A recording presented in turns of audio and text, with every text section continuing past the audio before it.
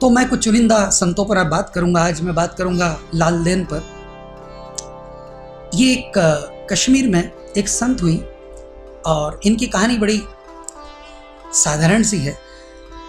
इनका जन्म जो है, अब बहुत सारी चीज़ें जो हिस्टोरिकल चीज़ें होती हैं, जो कि कब पैदा हुई कब मरी, उस पर हमारा बहुत ज़्यादा मेरा जोर नहीं होता। लालदेन क्या है, उसको क्या मिला, कैसे मिला और वो क्या कहती है, इस पर मेरा ध्यान है। तो लालदेन के बारे में ऐसा कहा जाता है कि वो एक हिंदू ब्राह्मण परिवार में उनका जन्म हुआ और बहुत जल्दी उनकी शादी कर दी गई। तो उनका जब विवाह हुआ तो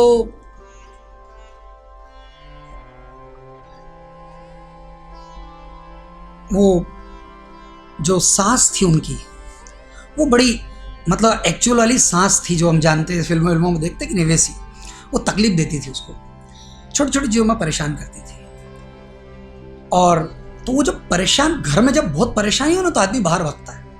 ये आप सब का अनुभव है।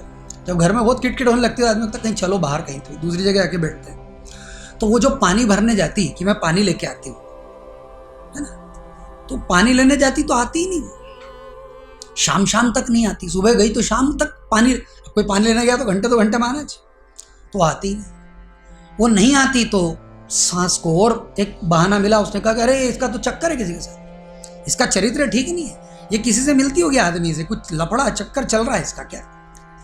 क्योंकि हमारा चरित्र जैसा होता है ना, हम वही दूसरे में देख पाते हैं।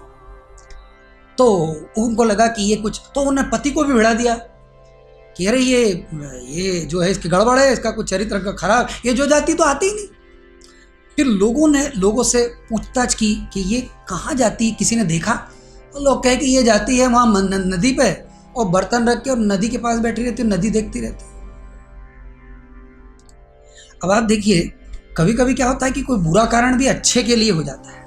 अब घर में इतनी किटकिट है तो नदी किनारे जाके बैठती है और बहती नदी को देखती रहती है। और बहती नदी को कभी आपको मौका मिले तो बस बहती नदी को एक जैसा देखते रहिए। वो बहना नदी का, वो धीरे धीरे आपके मन के सारे तनाव को बहा ले जाता है। और हम तो नदी किनारे जाते हैं और फिर पता नहीं क्या क्या सब करते हैं, आपको सब पता है। तो नदी किनारे जाके चुपचाप बैठे, जरा घंटे भर मौन बैठे और सिर्फ नदी को बहते हुए देखते रहे, तो उसके बहते बहते बहते सब चीज़ बह जाती, खाली हो जाती है। तो लालदेन खाली होने लगी। अब मजा ये कि वो घर आती और फिर भोजन परोसा जाता। तो लालदेन के जो ससुर थे, अधिकतर ऐसा होता है, वो लालदेन को पसंद करते थे। उनको लगता था लड़की सरल सीधी सादी है, इसको यूं परेशान करती है ये मेरी पत्नी। तो वो सब भोजन के लिए बैठते थे तो वो देखते थे कि इसको बराबर भोजन मिला कि नहीं। तो वो उनकी सास क्या करती कि एक ऐसा, कश्मीर में ऐसे हरे रंग के पत्थर मिलते हैं, तो वो ऐसा थाली में पत्थर रखती और उसके ऊपर चावल डाल देती। तो दिखता कैसा कि थाली भरी हुई। लालदेन बेचारी जब खाती तो थोड़ी देर में पत्थर आ जाता है। और लालदेन भी गजब की थी। लालदेन क्या करती कि वो खाना वाना हो जाता है तो वो सबके बर्तन मांजती, अपना बर्तन मांजती और पत्थर भी मांज के व्यवस्थित रख देती कि कल भी दे ही देना ही है। उसका स्वीकार भाव गजब का। उसने कहा कि अब ये मैं फेंक दूंगी तो दूसरा लाएगी, का झंझट करो, अब ये संतत्व है, स्वीकार। हमारे तो इतना से कंकर आ जाए तो बहुत तकलीफ हो जाती है। मुझे याद आता है, मैं छोटा सा था, किसी ध्यान शिविर में था और हम बैठ के भोजन कर रहे थे। मेरे बाजू में एक स्वामी जी बैठे थे। तो मैंने एक कोर लिया और मैंने कहा अरे दाल में कंकर है। लगता है कंकर तो आती है बात, अरे दाल में कंकर है। तो उन्होंने मेरे कंधे पे हाथ रखा और कहा कंकर कम है, दाल ज़्यादा है।